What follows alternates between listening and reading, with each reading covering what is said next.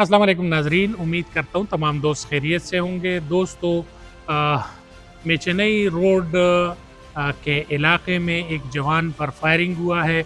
ये इलाका जो है ये पुलिस स्टेशन स्रो का इलाका है और यहाँ पर मगरिब और इशा के दरमियान ये नौजवान अपने दोस्तों के साथ आ रहा था।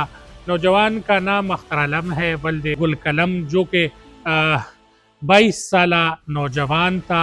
इसको नामालूम अफराद ने टारगेट किया है और नामालूम मोटरसाइकिल वालों ने इस पर फायरिंग किया है।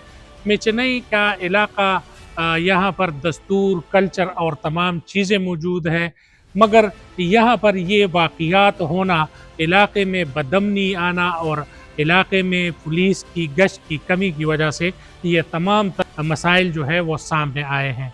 इन मसाइल में नौजवान जो है वो कत्ल हो रहे हैं, नौजवानों से मोटरसाइकिलें स्नेच हो रही है और आइस फिरोशी और मुख्तलिफ धंधे जो है वो उरूज पर हैं। पुलिस अपना कोशिश कर रहा है, मगर जिस तरीके से सज़ा और जज़ा का ये कानून चल रहा है, इस बिना पर ये कहना मुश्किल है कि बहुत जल्द यहाँ पर अमन आ जाएगा।